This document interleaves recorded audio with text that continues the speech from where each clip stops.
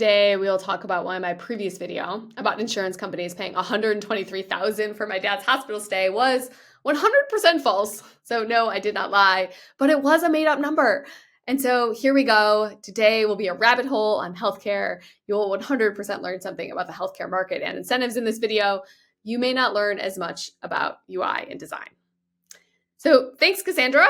She's an expert who wrote in and made the correction and a recent front page New York Times article for explaining this plot twist and why this 123,000 number, almost 123,000, is completely made up despite it saying insurance covered. So it says Medicare. We all see this, Medicare covered.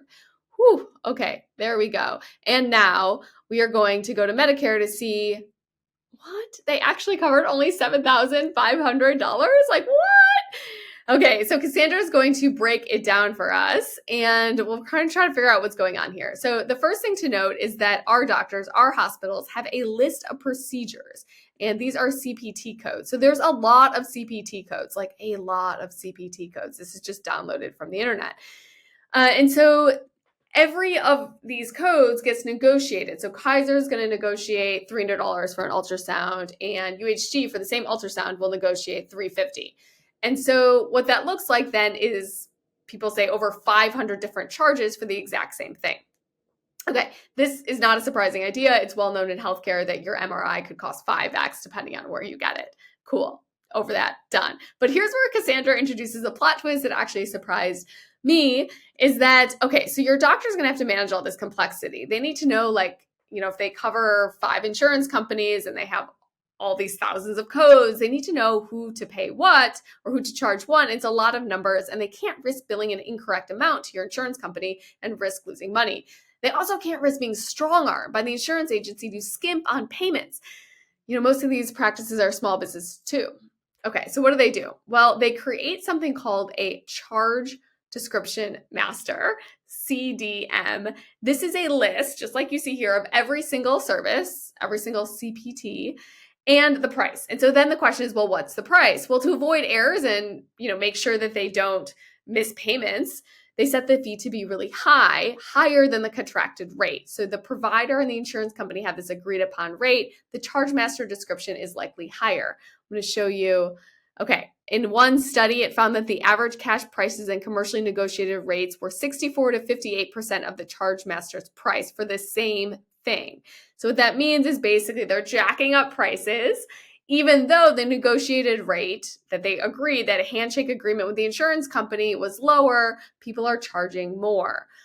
Whew, okay. So what does this mean to you? It means your hospital and your doctor are making up numbers and charging the insurance company. And then the insurance company is like, dude, we didn't negotiate that, so I'm going to pay the thing that we said, not your random number. Kind of makes sense. But if they don't have a negotiated rate, then it's the insurance company that's making up numbers. And this is where the New York Times article, I'll post it, definitely recommend a read, basically makes up numbers because they hire a third-party vendor to figure out what they should pay. So there's this crazy high amount, and now this third-party vendor says, hey, actually, you should be paying not that much. You should be paying a pretty low amount. Okay, so our bills are just made up numbers. Funny money that's being written off as soon as it is billed, unless, of course, potentially it's billed directly to you. Okay, so then the question is, how does this get framed to us? Like, what are we seeing here? And interestingly, this is kind of where, I gave the insurance company a little bit of shade for their framing before. They weren't doing the whole like 75% fat free. They were doing 25% fat. And yet this time it seems like they've kind of figured it out. So this now is United. So my dad has Medicare and he has a private United plan. And this is, I just want you to... This is what they build. So people build $42,000. This is then the plan discount. So this is the funny money, right? It was a big charge. They said, no, we're only going to pay this amount. But they kind of attribute this to the plan, even though they're not paying that amount. So it's a real framing, opportunity that the insurance company really has capitalized on.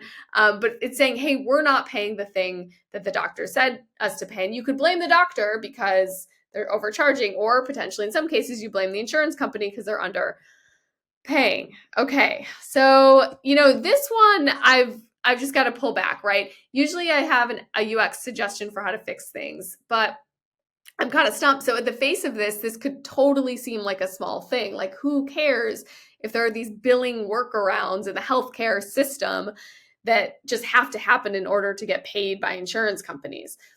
But instead, it kind of feels a lot bigger. So looked it up, and around 15% of people owe medical debt in the US. And so with a billing system as complicated as this one, where your doctor is literally making up a number and plans make up what to pay, how can normal humans negotiate a payment? How can we lower our payments in the US if the hospitals are just throwing out these digits with extra zeros on our bills?